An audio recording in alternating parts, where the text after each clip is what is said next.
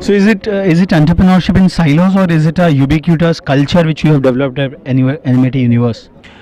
We provide the facilities, and our as education, we are follow the rules and regulations of the government of India, because top priority is the government of India. So our main focus is provide the quality of education. We are not compromised about all these things. But if the students have time, if the students have some innovation points, then we provide the platform.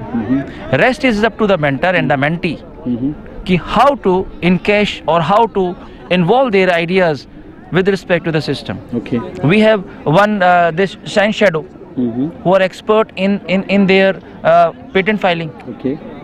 Then Shine Shadow 100% work on these ideas.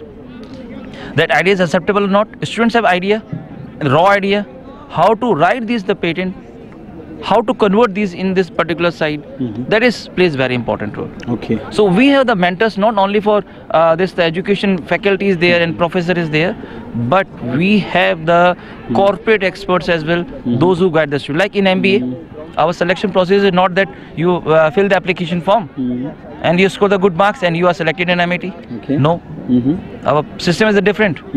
If you are the well educator, good mark scorer, but you have no ethics, so we have the one board, we have the one person we invite from industry as a board member. That person recommend your case selected or not, and you are surprised that on the same we are not invite the second student before declaring the result of first student selected or not. Okay. So these panels discuss all these things within a 5 minutes after the interview, that student is accepted by the MIT or not. Okay. So you are surprised that more than around 2 lakh students apply in this MIT University, and we are selected only and only for 20,000. Why? Why only 10%? Because due to their ethics, due to their values, due to their all-rounded selection criteria you try to push on. Obviously, yes. If we respect the JEE, we respect AIEEE, we respect CAT, MAT, JET, all these things. But we have our own standards as well. We go with our own standards, and we are not compromised with these standards as well. So you mentioned about the sacrosanctness of the Government of India regulations. Being someone who has promoted and who is steered through a private university, how stifled or dejected at times you feel about the regulatory framework of the country? Because you it's generally said in the industry that you want to fly high and there are regulators to catch you down. So what's your experience about the regulatory system, and which are the areas where there need to be reforms out there? To be honest, these regulators must, with respect to run any country. We are not par than the Government of India. We are not par than the nation. But these regulators plays very important role. But honestly, you are not categorized for A college and B college on the same level. You are not categorized 100 colleges in the same row. So I say that these regulators must and more strict about all these things, but do not categorize all in a one common go. Ki means all private universities are good and all private government universities are bad, or government colleges are very good and all reputed institutions are only and only reputed institutions in the country. So you categorize all these things from different side, promote all colleges, regulatories, governing bodies plays very important role, but in a common way, in a generic way, then you enjoy the freedomness. Otherwise, if you say that we are some allergy of so and so system, Okay. that allergy is not plays very important role.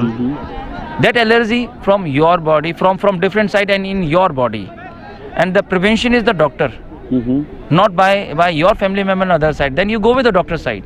So these governments behave like our doctors, and that is the must. But honestly, not earning profit. In the doctor scenario, you find that around thousands of doctors is there, and only 20% doctors are honest. Rest 80 are not. I'm not commenting about the government. Government plays very important role. We are in this environment where we take the fresh air due to the governments.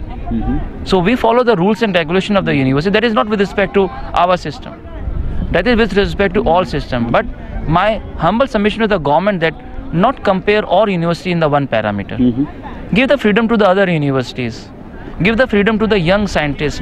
Why give the freedom to the only the eligibility is that above 45 years is there? Why the government not appoint the vice chancellor at the age of 35 years? Why? When the entrepreneur become the vice chancellor at the age of only and only eligibility is 45 years and above. True. Give the chance. Why these age plays very important role, but some contents. So the decision matrix or the parameters onto which these regulatory frameworks are done need to be analyzed article by article, clause by clause in today's changing circumstances. Probably that's the hint you are trying to give. Obviously, we respect the system as well. If we are the young country, I'm not saying that okay, you change the entire system, give the hands with respect to the young, the persons only, but you recognize and identify the young persons as well. We are. I'm not naming the party or the parties run by lead by one young person. Why not accept the young person in the system as well? If that person is the honest, that person is the innovator, respect that person, appoint that person. So you change the scenario right now. The eligibility of vice chancellor, the eligibility of planning commission, the eligibility of screening committee is only 55 years. You are an eminent professor, join any institution at the age of 50 years. Why? Why not 40 years? Why not 20 years? And why not 10 years? So if you are able to change the system, then you accept the current scenario as well. So means you respect the person to person, you respect the strategies, you respect the person's innovation as well. I think these are really iconoclastic views which can transform the entire regulatory system altogether. Last but not the least, sir, we have been duly impressed by your unique advocacy of the power of I. The unique thing that if I am there, I run the institution, that kind of confidence which exuberates in you, which goes on in your blood and you invoke it in your students at large.